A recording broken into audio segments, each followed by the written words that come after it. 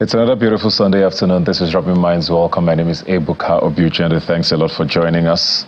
It's a penultimate show for 2023. I think the last show for the year will be on the 31st, literally the last day of the year.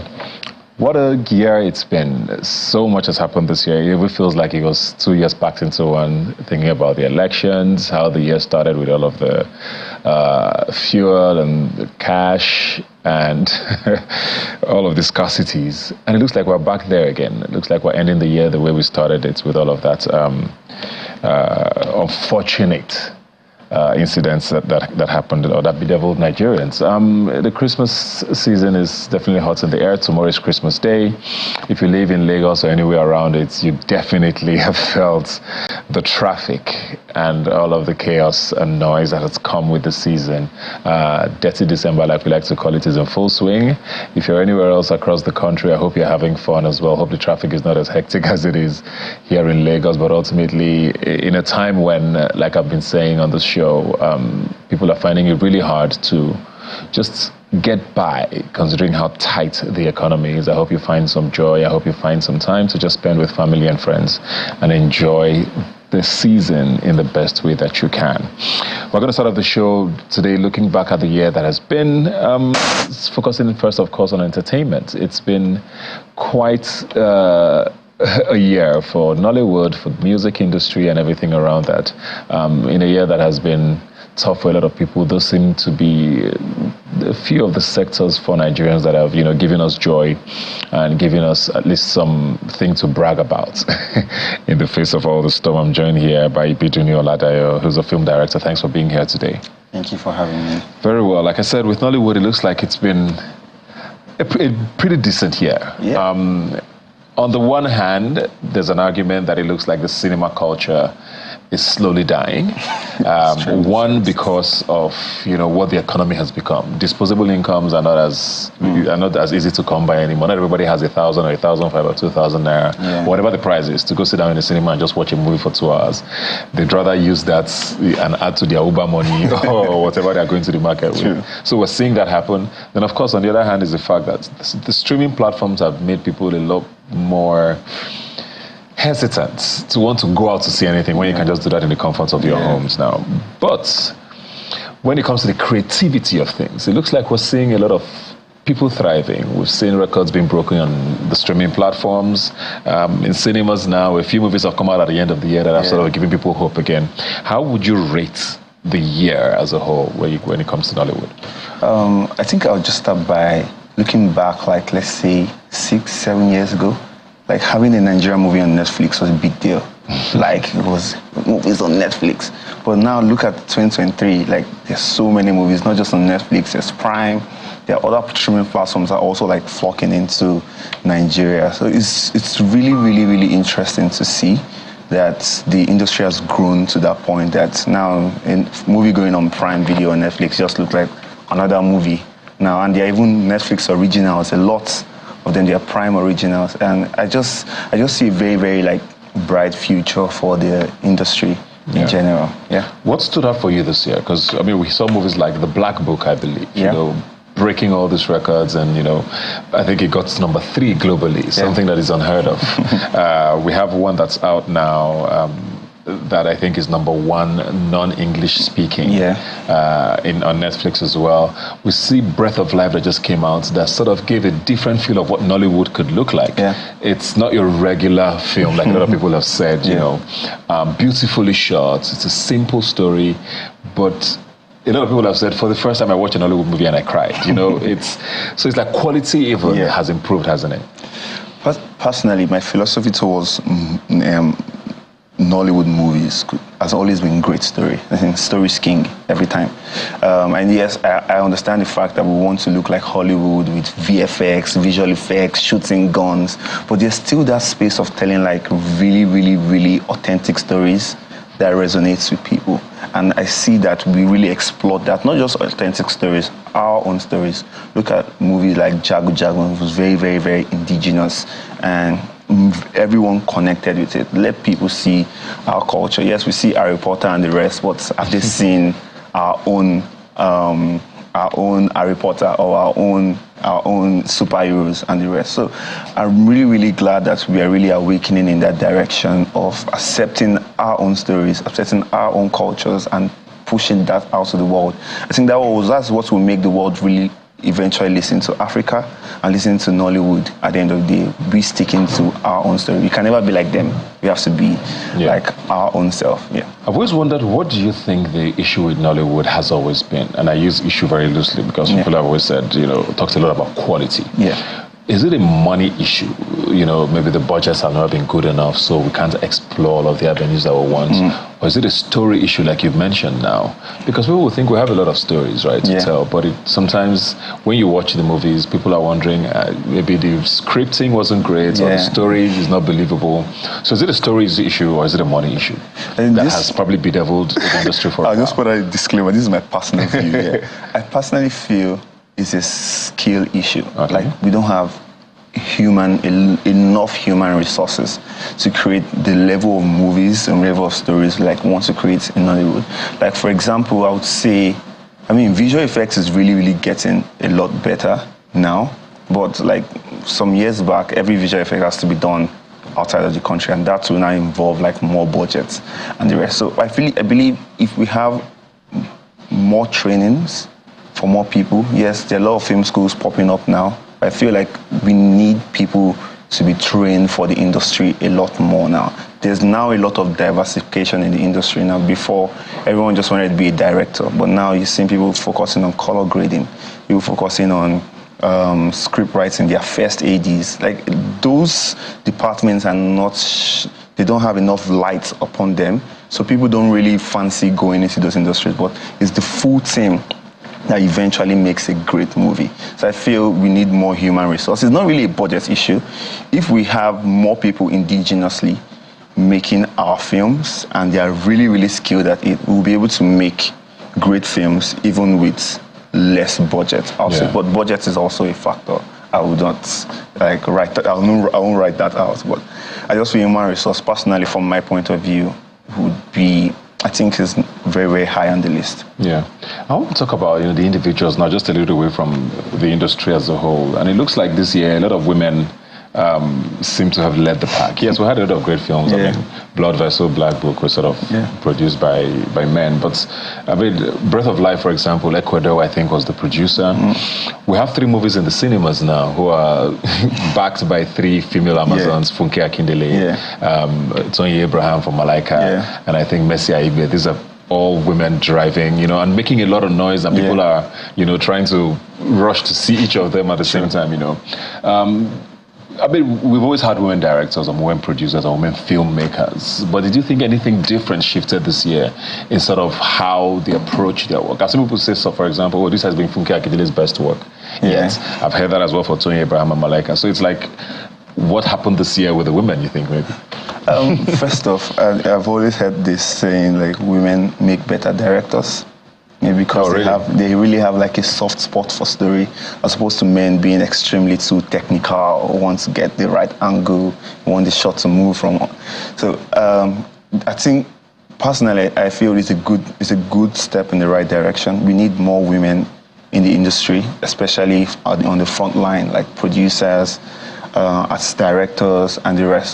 So I'm not really surprised that they're really making grounds, like breaking grounds. Look at Jade Siberu, Funke, and everyone you mentioned are really doing extremely well. It's a very inclusive industry, so I feel it should inspire more women to come into the industry. I think more women that are coming into the industry are not even looking at those big roles. They don't really see themselves, or maybe I might become this big director. But with these women in the forefront now, more women are now inspired.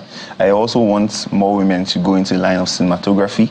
There's not so many like handling the camera, so we need that's create like a balance in the industry to get the best outcome. Yeah. We heard from the governor of Lagos State, Governor Sanwo-Olu, saying something about a film village thing in the works. I think somewhere down there, and it's something I know that Nollywood practitioners have sort of always talked about. The need to have an actual space where you can go work on film or produce film in studios and whatever. And people have said, is this something government should be doing, or should a private sector person be doing it? Because, they always say, when government puts hand in something, you don't know how it ends. But I mean, it's an amazing gesture from the Lagos State government to start, having this conversation. What do you want to see in a place like that? People have always said, look at what Tyler Perry did in Atlanta. An individual builds a studio that's bigger than what you would find in Hollywood. But do we have that kind of capacity? And if you have that, does it solve all the problems that we have? So, the film village, anytime I hear of it, it's just, there's this level of excitement that just comes, because I've seen several movie sets, beautiful sets built, and at the end of the day, we're ending up crashing those sets. It's just so much waste of resources, and it's so difficult right now to get a courtroom to shoot in Lagos. Imagine we have a set just built, where you can just come, place things the way you want to make it original to your story. If we have a film village, I'll be extremely excited. I think it will push I've seen countless times where directors will write a scene into a movie, or a scriptwriter will write a scene into a movie, and the producer is like, we have to take this out because we can't afford, we can't afford to build this, or we don't have access to this kind of thing. There should be a replica of the Aso Rock somewhere else. Look at White House, there are replicas everywhere. So I think it will expand and not limit filmmakers to think bigger if we have these sets already built in a film village. And generally, the movie industry is really, really adding to the GDP of the country. So it's not just a waste, it's more like an investment. When you have these resources down, more filmmakers make greater films, we export our films more, the economy grows. I think we are really, really ignoring how much the movie industry can actually do for the Nigerian economy. Hollywood is a major player in the American economy, and not even the economy, the culture, the way they project themselves. Anyone that's never been to America will see America as one place with milk and honey because of all the Hollywood movies they've been fed. So we also have to take control of our own narrative, tell more of those stories, add to the economy.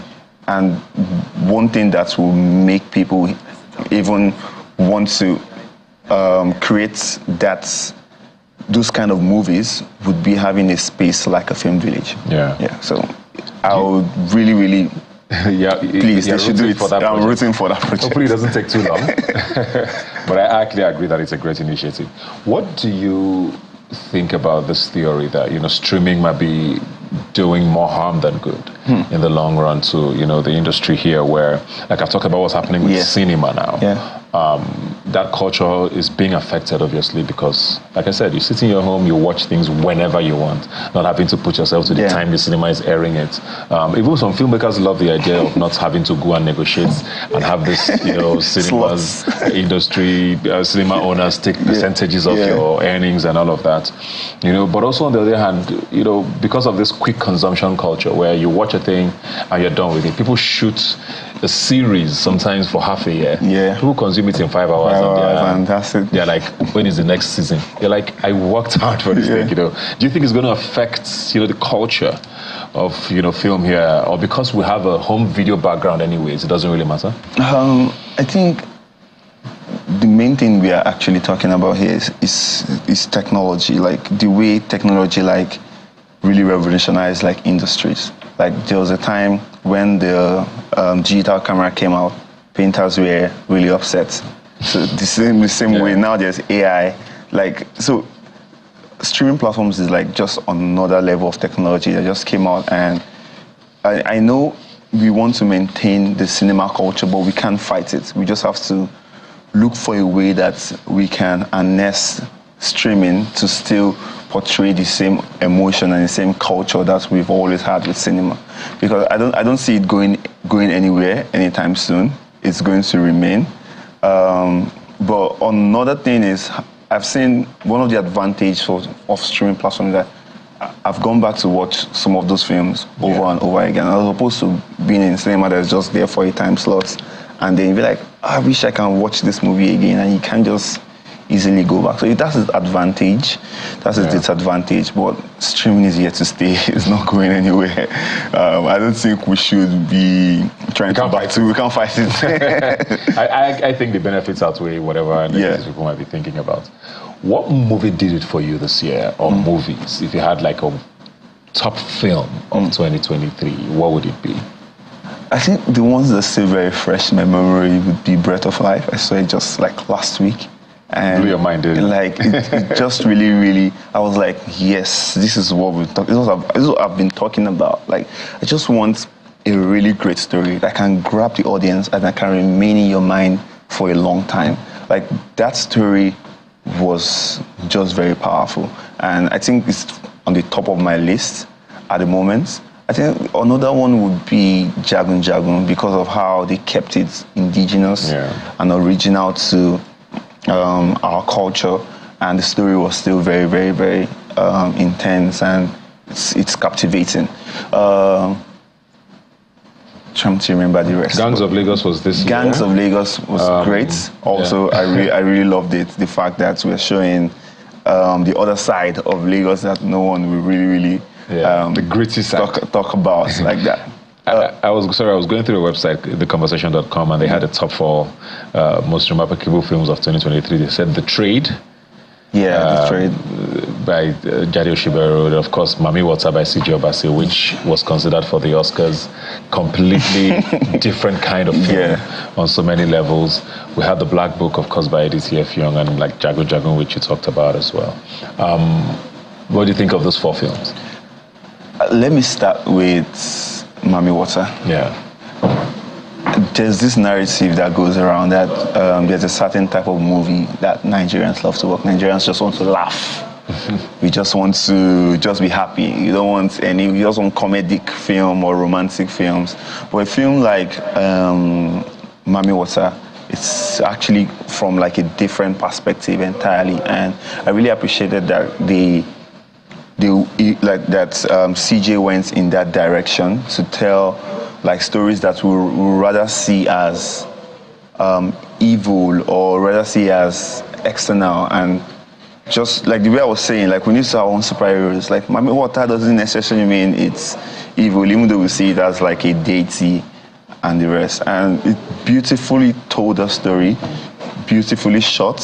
Like the cinematography, I think it won Sundance. And I really waited for the film to be selected at the Oscars, but I mean, we have our own awards, so we give it to it.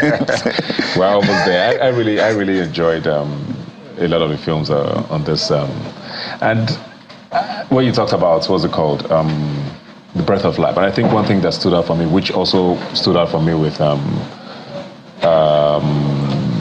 Blood Vessel, was the fact that they were not shot in Lagos, right? And I feel like a lot of the time we watch all these movies and it feels a little too familiar or repetitive. And there was something about watching Breath of Life. I think it was shot in Ibadan, and it just felt fresh. You know, you watched Blood Vessel. I think it was shot in Port Harcourt. I'm not sure, but it just gave you a different feel of what a Nollywood film should look like. And I think that's probably something a lot of us are hoping to see happen more in 2024. But we're joined now by another guest to talk about the music industry and all the things that happened in 2023. Osage, how are you doing?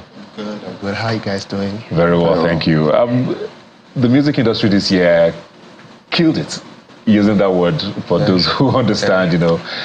We were already doing amazing with Afrobeat, so it looks like this year things went even higher. Finally, the Grammys gave a whole category to Afrobeat. You have multiple nominees this time. I think Burna Boy has 4, Wizkid has 3, Aresta has her first. You know, you have all of these people who are now coming into the global conversation of music. A lot of people have also wondered if this Afrobeats wave is a phase. Do you think it's starting to look like it's here to stay?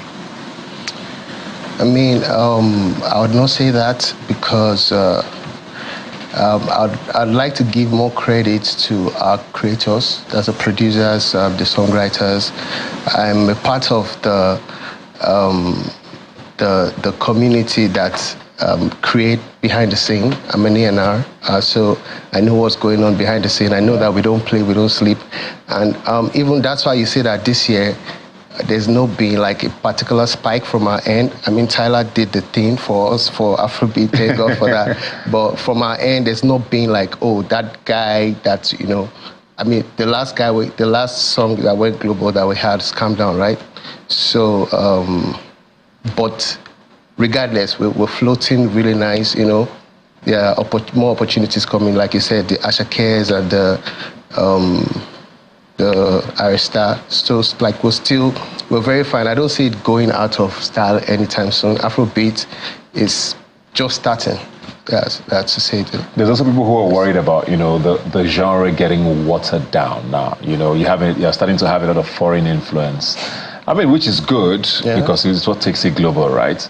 But then we're already seeing South Koreans doing Afrobeat songs. You know, Chris Brown has a song Sensational, which is pretty much an Afrobeat song featuring Davido and Lojay. But is they worried that, you know, we might start losing ownership of what the sound should be? On the other hand, people are saying, well, it's good for us. That's what we do. I'm a piano, so maybe it's now our turn to be served. Are you worried about that? In fact, I'm happy about that because what it means is that our music is now getting to that point where people want to be identified with it. Like, it doesn't matter your culture or your upbringing or the space you're in. I mean, we have guys for the longest time, you know, we beat off the Jamaican vibe, right? We beat off the Bob Marleys. We had the older generations, you know, the Rasky Mono doing that thing. So I think it's just that's why I said Afrobeat is just starting. Like, I don't think it's time for us to even start being worried about stuff. It's a good thing. It shows good sign that there's growth. Yeah. As an A&R, what should we expect in 2024? What's going to be different? Like you said, yes, we had artists doing very well this year, but it looks like we didn't have that one song that was, you know, that did it. Unavailable did quite okay, you know. Burna Boy released an album. We had a few hits here and there, but I mean, Calm Down is a high bar, let's be honest. With the run it had on the Billboard charts was crazy. What's going to be different next year? What should we expect next year? Any artists you're looking out for in particular, whether old or new? From our end, I mean, Chocolate City, we have, I mean, Young John has come and is doing, you know, really good. And we have the younger ones. I just came right off a camp, you know, where we're recording stuff. And there's this artist, King Madi, you know, she's doing really nice. We have like 2 breakouts from hip hop, Charlie Poppy and Odumodu. So I would say, like, I'm still very much on the lookout for what the future is. It looks very bright. The sound will keep changing. Maybe this year was not it for us, but I'm very hopeful as to what next year brings. Yeah, I mean, when you say the sound will keep changing, it's definitely true, because Charlie Poppy definitely came with a completely different... So. And I found myself nodding at some point, like, okay, I can see where he's going. Thank you very much, guys, for being here today. Like I said at the start of the show, Nigeria is going through a lot, but Nollywood and music seems to be the things that's keeping us, you know, hopeful and alive. And we hope that 2024 is even better. Thanks a lot for joining us. We're going to take a break and we'll be right back. Please stay with us. And just give me some reaction. I just want to know, I like the way you move. Really wanna get with you. Don't just stand. My brother, how are you? How are you doing? All right, I'm good. Please, I've been searching around for this address, number 29, Skolofikia. Please let me check it.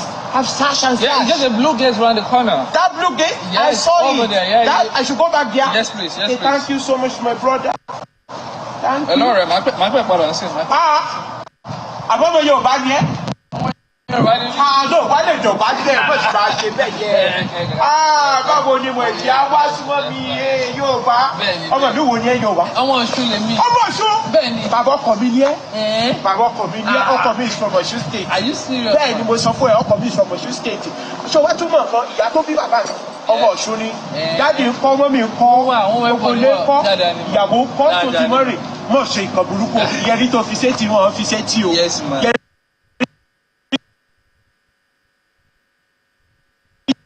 tó fi ṣe ti ìmọ̀ rántí ọmọ ẹni tó ń ṣe o bá mi kí mọ́mí àti dádì ẹ pẹ̀lẹ́ bó bá mọ̀ wọ́n gan tí mo ó láìpẹ́ tí bá wà di wọn màá mọ̀ wọ́n. ọmọ lóò ní. ọmọ Èkìtì Ondos, gbogbo Yorùbá tiẹ̀ mo represent. Okay, ma. Yes. Pẹ̀lẹ́ mọ̀ ìjà. Pẹ̀lẹ́. Ibi tá ì lo òjìnà. Look at it.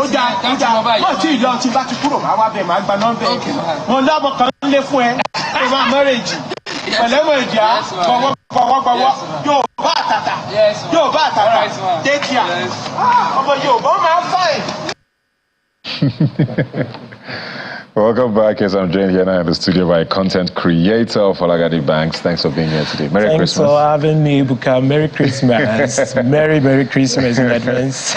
Yeah, just that video, of course, I remember seeing it as well online, and it just spoke to the culture of the Yoruba greeting that never ends. Exactly. Is that something that's, I mean, when you poke fun at things like this, what does your family say? I don't know. Oh, my family, they are such a huge fan of my works. My mom, anytime she sees my video, she's going to call, and she's going to be like, Toby, because that's what they call me at home. Toby, I saw your work, and I laughed and laughed and laughed. And, you know, it gives me some sort of joy that, yes, I can do something that they can reverberate with, do you understand? Something that resonates with our society. So that's what gives me the joy. And, you know, they are fully supportive of it. Yeah. Do you get inspired by her? Like, is that... Oh, I get... What we just watched now, was that your mom? Do you know the funniest part? I get inspired by her and a lot of other women out there. Because growing up, my mom, she's a type that has a lot of friends. You know, she's a retired teacher now, headmistress. And growing up, I'm the last born. So I happen to be the type of kid that was everywhere with their mom. So anywhere we are going, all the teachers' functions, I was there. So I would see the way all of them used to act. I'm not from Ekiti, I'm not from Ondo, but the accent I'm using in my content is Ekiti stroke Ondo. So my mom has a lot of friends that are from that place. So when they are speaking their Yoruba, just be like, this is actually so hilarious.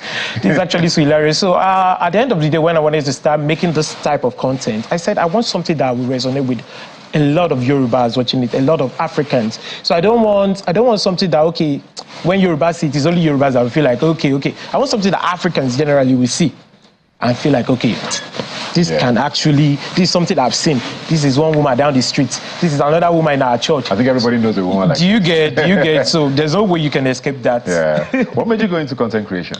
Okay, what made me go into content creation is that I've been a jovial person. I mean, graduating from secondary school, I bagged like 3 awards. The most jovial boy, the chatterbox, the king termite, the funniest boy in my set. So I just knew that I was made for the TV. I was made to put happiness in people's hearts and put smile on people's faces. So when I was in the university, I had some group of friends, and every time they'll be telling me, Fola, you have to go into TV. You have to start shooting content. You're too funny. To the extent that if I'm not with them, they call me on phone to come around just because they just need my company. So that's one of the reasons why I went into content creation. And then 2020 came, right?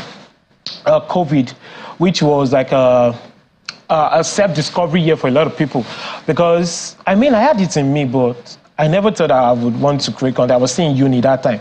So when COVID came and everybody was home, I said, Ibela, I say we go start to do this thing because everybody else was doing it. So I just said, okay, let me start with Instagram. And to God be the glory, here we are today, Ebuka. When did you now start, you know, I mean, people start content creation, you're doing it for fun because people thought you were funny. Yes. When did it become a business for you? It became a business sometimes in 2021, ending of 2021, when I started this particular content, Mama Diola content, because when I said it just went like boom, immediately the first content. So I just knew that, So that was when brands started reaching out to me. That was when I knew that I had to get a team. And I was just finishing in school, so I knew that, okay, this is a new life that you're stepping into, so I just had to start making plans around that. So that was when it became business, and that was when I felt like, okay, I went viral. Yeah. I always like to ask this because it's a conversation a lot of people have, saying, you know, how sustainable is this career path for a lot of people? You know, if you're an actor, I guess you can always act whenever. If you're an artist, you at least you have control of, you know, music is global. But because content creation is so new, people are still not sure, you know, what it means in the long run. Is this something you worry about, or do you think is nothing to worry about? I think it's nothing to worry about because I see content creation as a gateway into showbiz, into entertainment. A lot of doors open for content creators. You might start as a content creator, end up as a TV host, as an actor. So for somebody like me now, I started off as a content creator. I'm now acting. Okuto, the series that's coming to African Magic Yoruba. So I just see it as I feel like you should be able to innovate yourself and you shouldn't be too comfortable at the sport. As a content creator, I constantly want to outdo myself. I just got back from UK this week just because I went to work for a brand. And the work I went to do is not like the basic content creation that we do. Is like an advert, advert that will be heard and everything. So content creation makes you become like, it just gives you like a gateway into the entertainment world. So anything you want to do with it after. Yeah. So as long as you're ready to innovate yourself, renovate yourself, and step up. Because you know that back in the days, we had people that were making movies. Before you know it, we were not using the CDs again. We were not using the cassette. We started using the CDs. After that, it became cinema. It became cinema. There has been cinema. Cinema has always been in existence. But after that, it's got on YouTube, streaming platforms. But then what are the actors doing? They are reinventing themselves. Do you understand? You know that's where the innovation comes in. You as a creative, you have to be able to, okay, let me reinvent myself, let me come up with something new. So I feel like that's just what you need to do. So you don't need to be scared of anything. Let me put you on the spot a bit now, because your content is what we saw now. Yeah. But a lot of you also get called out a lot on social media saying, really? Why do you have to dress up as a woman to be funny? Like, why can't you be a man, or why can't you be yourself? Why is the woman always funny? Always funny. They think you're making caricature of women, or all of that. Do you see that way? Well, I feel like to some other content creators that do this sort of content, you might get that kind of reaction. But for somebody like me, if you check the Mama Diola character very well, you see that Mama Diola's character is not attractive, it's not anything. It's just something that, as an actor, you have to be versatile. Yeah. And I feel like it's not all the actors out there that has the ability to be able to interpret a male character and a female character. I count myself lucky to be able to do that, to be able to bring life to that character. Because when I first started it, I didn't used to dress the part. It was just a monologue. Okay. So it was the monologue that went viral. So going on with it, somebody reached out to me, a very, very popular person in the showbiz industry, and said, we have to, because this can grow up to a bigger franchise, so you have to give it a face. You have to build this character. There's characterization that you have to do. I said, okay, that means that we have to come up with a look for Mama Diola. So I feel like if there's a content creator that is out there building a character and trying to characterize the character, okay, this is the character, I don't think that should have, because for me personally, I don't see anybody coming to meet me to tell me that, this, blah, blah, blah, because they know what I'm doing. This is pure art. And art has to come in its purest form. You shouldn't dilute it. If you want to do it, go for it fully. So if I want to play Mama Diola now, there was a time I was doing the monologue, and there was a time I need to step up. Look at Tyler Perry. Tyler Perry is doing it fully well, and he's one of the most successful black actors in the world. So why should you go halfway when you can go fully in? So that's the epoca. And I want to tell a lot of people out here that if you're a content creator, look at Tauma. Tauma is doing well with it. If you're a content creator and you need to characterize your character and you want to do it fully, go for it. As long as, for Mama Diola is not using earring, so it's not purpose of attraction or to appeal sexually to anybody. It's just to create a character and make people happy. Fair enough. Let's talk about, Christmas is tomorrow. Right, yes. And you started out about talking about your mom. How you can say I even came. I came in a burgundy. It's your Christmas burgundy. Christmas burgundy. What was Christmas for you growing up? And now, looking at this 2023, when there's cash is scarce, fuel is scarce, does it feel different for you in a year like this? How do you approach a year like this when it has been tough, and because of the kind of work you do? A lot of people probably come to your page at least to keep themselves happy in a time like this. So what's Christmas for you now in 2023? Now, I tell people that Christmas has changed generally from what we used to experience growing up. From them buying Christmas clothes for you? Well, I feel like maybe because we were younger then and we didn't have to do the work, we didn't have to put in the work. It was our parents doing the whole stuff. So I just feel like right now, it's not giving that vibe. And I feel like even the children that we are having right now, they are not feeling the kind of vibe we had that time, because from November, September, you're already shopping for Christmas. You're buying the shoes, you're buying the dress. Back then, I remember if I'm going to the school, I can go to the market with my mom or dad to buy my set of shoes. My dad will measure our leg with broomstick, and then he will put it in his car. so that by the time it's coming back, it can get us the shoes. And then before the Christmas, there are chickens, we are cooking, everything is, you know, it's very festive. Yes, there's Cousins Christmas tree. I've not even heard all this. I've not. I said, what's going there's on? No lights to play. Growing up, you don't need to be in your house to hear all those sounds. You hear it in school. You hear it on the road. For now, it's just like the whole culture is dying, and I feel like it's because, don't let us lie to ourselves, everything is getting harder in the world generally. You know, stuff that become, so people are trying to adapt, and in the process of you adapting to the new system, there are some stuff that will be left behind. I just hope that this Christmas culture doesn't go to the extent that it will now become like almost every other day, because it's not like it used to be. But I mean, we that we love Christmas, we try to create a place in our hearts. So, irrespective of anything that is going on around us, we still have to celebrate and be happy and merry. So, celebrate and be merry.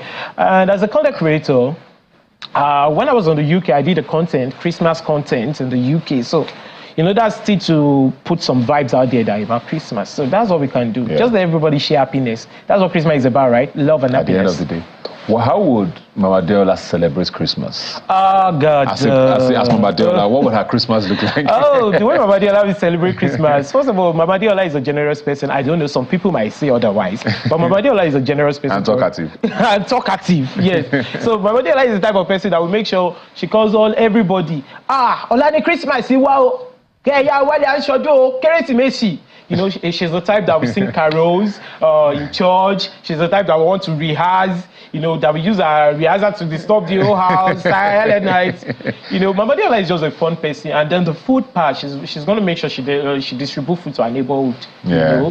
You know, we still need those kind of people in society. Yeah, and we still have them. I mean, there are some mothers who are still, there's a lot of mothers like that. Who are just like that. There might be a lot. There might just not be much where we are now. You know, in those places in Lagos, they know where they are. Yeah. And in those, you know, towns, most of them are retired civil servants. Yeah. Because this is our generation.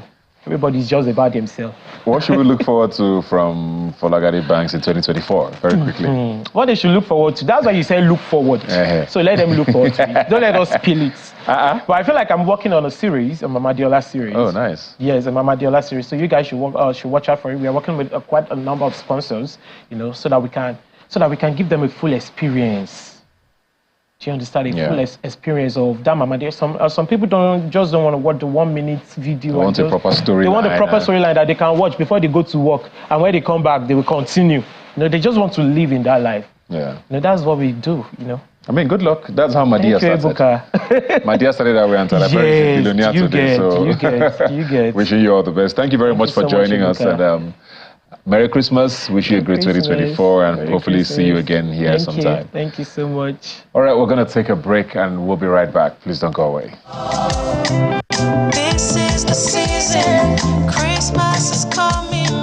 Oh, what a lovely time to share.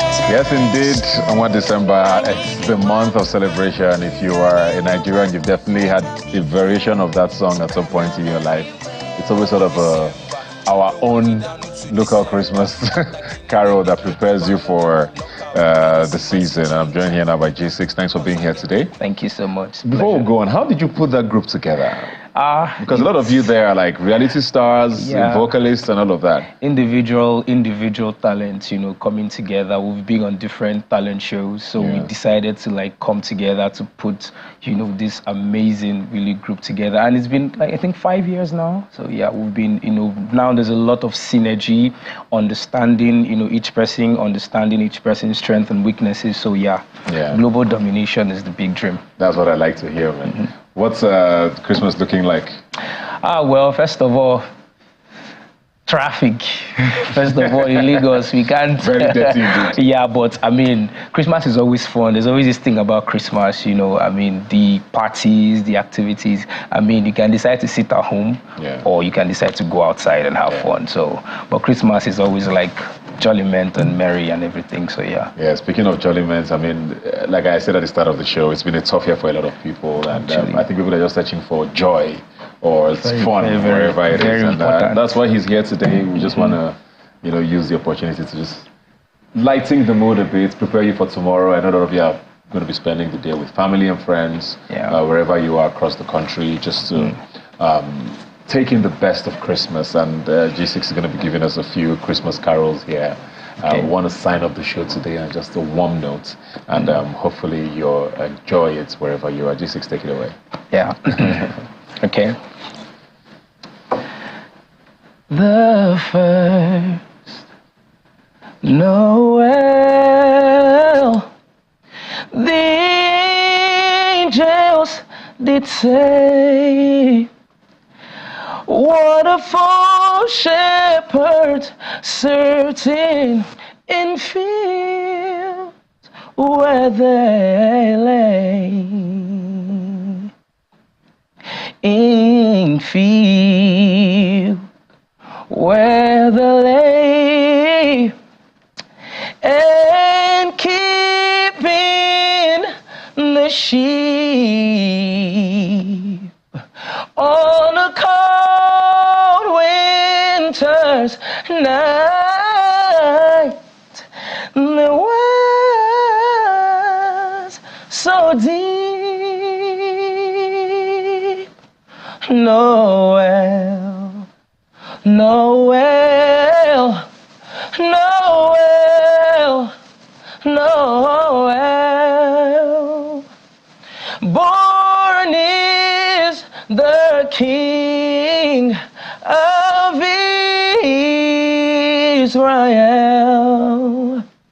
Noel, Noel, Noel, Noel. Born is the King. Born is the King of Israel.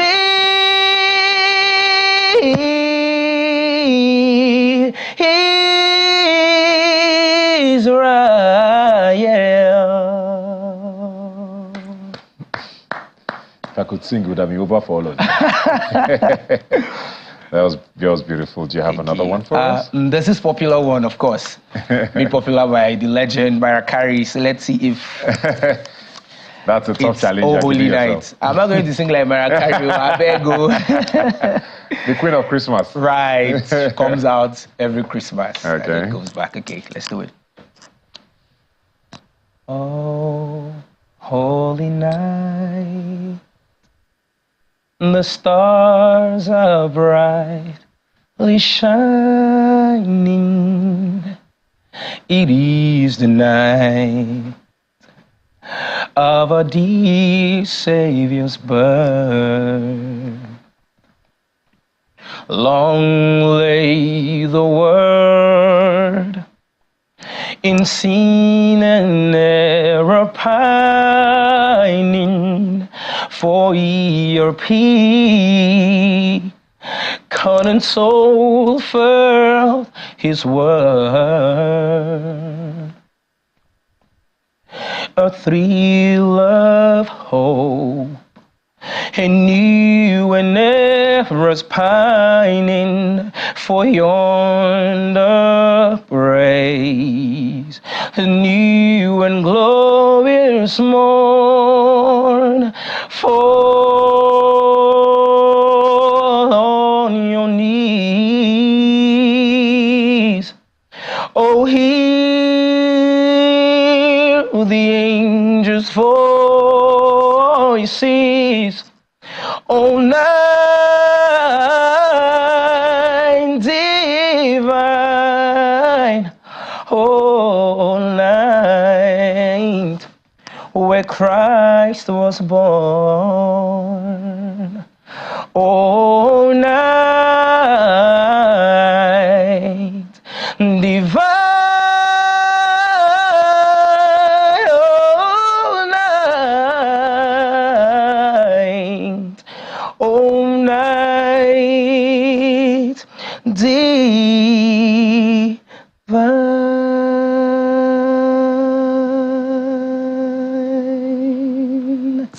Merry Christmas, Nigeria. Merry Christmas, Africa. Merry Christmas to the world. Blessings and love. Thank you very much, G6. That was beautiful. It'd be nice to have our other guests join us in the studio so that we can wrap this up nicely. Right. What's the plan for next year? With the EP group? project actually. I mean, I'm trying to drop like a new song to wrap up the year. It's called Glory. I mean, the title of the song says what it's all about. I mean, it's been an amazing year. I mean, I won a talent show, Headies Mic Check, organized by Headies Awards. So, and it's, you know, I mean, I can't let the year go by without like, you know, giving thanks and everything. So next year, you know, I have like a couple of stuff to do, my project, my listening and all of that. And I hope you'll be around to grace my event too, Ibuka, because I'm inviting you officially. So yeah. You're inviting all of us. Yes, all of us, all of y'all. You brought cake for us. Who's by the Bros G? Thank you, my G. The other time that Mama Diola knows the right things to do for Christmas. Merry Christmas, everyone. Thanks a lot for joining us on the show today. Merry Christmas to everyone out there. Yeah, Merry Christmas. Enjoy your time out there. What are we cutting to? JES, whose birthday is it? JES US. Yeah, now everybody put Give me a check. Put her. Yeah. Razor. You want to sing the Jesus? Okay. Sing it. Should I call it after alphabet by alphabet, or I should just sing Jesus? Okay. Just sing, everyone. Give me a J, and an E. Give me an S. Give me a U. And finally, give me an S. JESUS. Merry Christmas. Everybody. Happy birthday, Bros J. Bless us in the coming year. Yeah. Thank you so much. See, that bless will I beg. Very important. Bless us. We need it. We tried this year. We need it. Thank you very much. Next year. Christmas. Merry See Christmas. you next Sunday. Yeah. Thank you. Girl, I like the way you move. Really wanna get with you. Don't just stand there teasing me. Now it's time to show